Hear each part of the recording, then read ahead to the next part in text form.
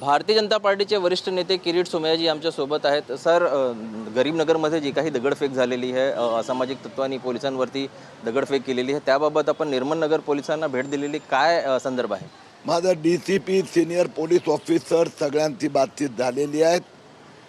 तिघे जण जखमी झालेले आहेत आणि त्यांना उपचार करण्यात आलेला आहे। परिस्थिती आता कंट्रोलमध्ये आहे।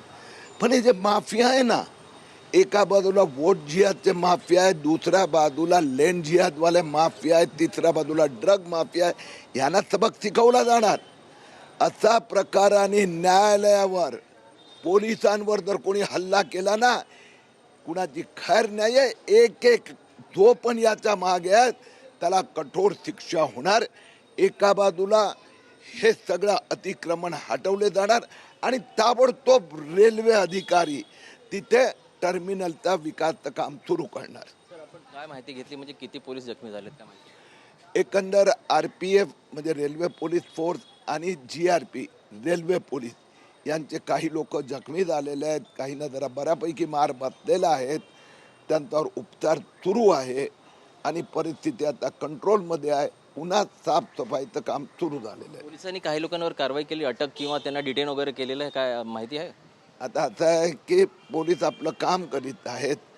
पोलीस DCPची माझी चर्चा झाली, पोलीस स्टेशन अधिकाऱ्यांची, ते त्यांचं काम करतायत, परिस्थिती आटोक्यात आहेत। गुंडे माफियांची नावं लक्षात आली आहेत। त्यात कुठला तरी राजकीय पक्षाचा नेता पण उकसवण्याचा प्रयत्न करतोय। चौकशी होणार आणि त्या राजकीय माफियांवर पण कारवाई होणार। शेवटचा प्रश्न, मागणी काय आपली?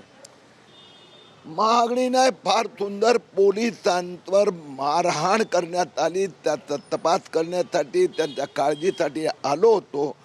पण आता स्थिती आटोक्यात आहे आणि ज्यांना लागलं आहे तेही आता सुखरूप घरी जात आहे।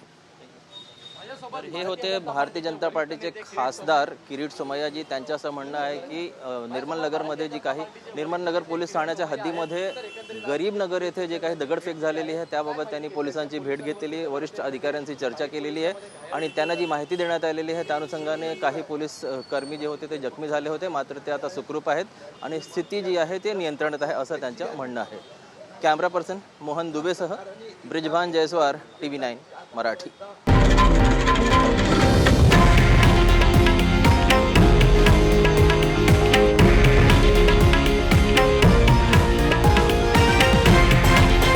हे आहे देशातील नंबर 1 न्यूज नेटवर्क आणि आपण पाहत आहात TV9 मराठी, एकमेव।